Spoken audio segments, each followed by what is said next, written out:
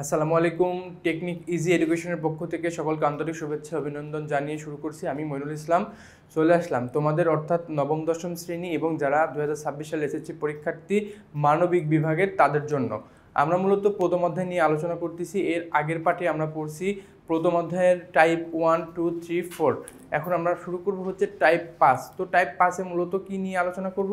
Type 5 তোমাদের টপিক্সের নাম হচ্ছে সমাজ। সমাজ রিলেটেড যে সকল প্রশ্নগুলো বিভিন্ন বোর্ডে আসছে, বিভিন্ন নামকরা বাংলাদেশের যে সকল স্কুলগুলো আছে সে সকল স্কুলগুলোতে আসছে, তো আমরা ওগুলোই আলোচনা করব। এগুলো এখান থেকে পড়লে আশা করি তোমরা এই টাইপ থেকে যতগুলো কোশ্চেন আসবে তোমরা কমন পেয়ে যাবা। তো আমরা দেখি প্রথম নম্বরটা অর্থাৎ 64 নম্বরটা দেখি। 64 নম্বরটা বলতেছে হচ্ছে মানুষ সংঘবদ্ধ হয়ে কোথায় বাস করে। আমরা জানি মানুষ সংঘবদ্ধভাবে বাস করে হচ্ছে সমাজে। আমরা জানি মানুষ সংঘবদ্ধভাবে বাস করে কোথায়?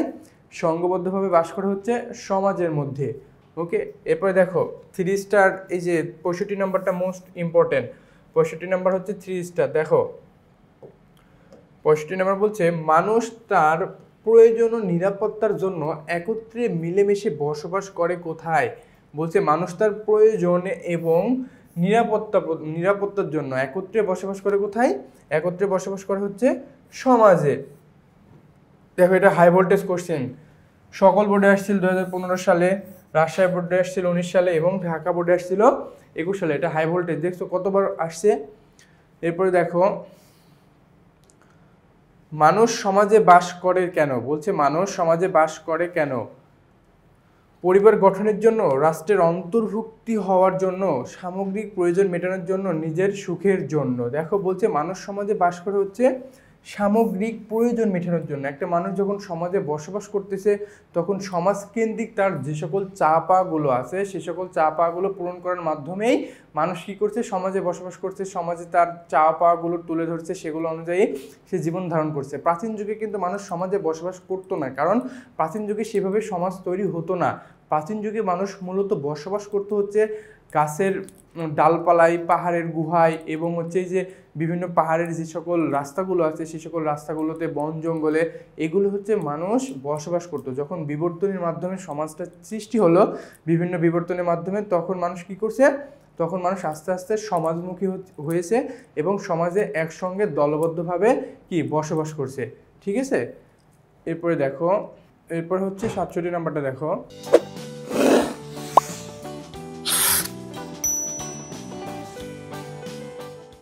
ওকে, এরপর 67 নাম্বারটা দেখো, এটাও 3 স্টার। দেখো বলছে মানুষের মানবীয় গুণাবলী ও সামাজিক মূল্যবোধের বিকাশ ঘটে কোথায়। বলছে যে মানুষের মানবীয় গুণাবলী ও সামাজিক মূল্যবোধের বিকাশ ঘটে কোথায়?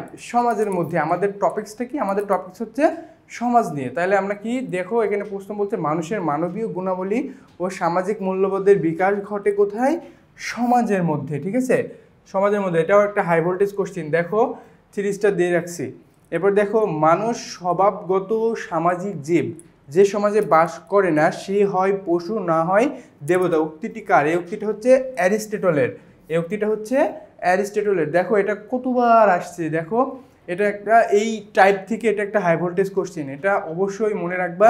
কি কোশ্চেনটা? কোশ্চেনটা বলছে মানুষ স্বভাবগত সামাজিক জীব, যে সমাজে বাস করে না সে হয় পশু না হয় দেবতা। আসলে তো তাই। দেখো সমাজে যারা বসবাস করে তারা কিন্তু সবাই মানুষ, আর সমাজের বাইরে যারা বসবাস করে তারা হয় পশু না হয় দেবতা। পশুরা কোথায় বসবাস করে? পশুরা অনেক সময় বসবাস করে বন জঙ্গলে, পাহাড়ে, তাই না? এখন দেখো যখন হচ্ছে মানুষ বসবাস করতে কোথায়? মানুষ বসবাস করতে হচ্ছে সমাজে, আর এই উক্তিটা দিয়েছে হচ্ছে অ্যারিস্টটল।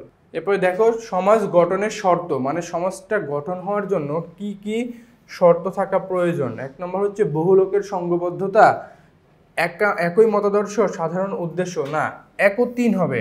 আনসার হচ্ছে 1 ও 3, অর্থাৎ 1 ও 3 আছে 2-এ। ঠিক আছে, 1 ও 3 আছে হচ্ছে 2-এ। একই মতাদর্শ। দেখো সমাজ কখনো একই মতাদর্শ অনুযায়ী চলতে পারে না, কারণ সমাজে বিভিন্ন শ্রেণীর, বিভিন্ন পেশার মানুষ বসবাস করে। এখন বিভিন্ন পেশার মানুষ বসবাস করার ফলে সমাজে বিভিন্ন মতাদর্শ হবে, এটাই স্বাভাবিক। এখন যদি কেউ চায় যে আমি আমার একাই মতটা প্রকাশ করব, তাহলে সেটা কখনোই হতে পারে না, এটা সমাজের উদ্দেশ্যের বা শর্তের মধ্যে পড়ে না। তাহলে কি হবে? বহু লোকের সংঘবদ্ধতা এবং সাধারণ উদ্দেশ্য। সমাজে বসবাস করার পিছনে প্রত্যেকটা ব্যক্তির কিছু না কিছু উদ্দেশ্য থাকে, সেই উদ্দেশ্য অনুযায়ী সে তার চরিতার্থ হাসিল করে।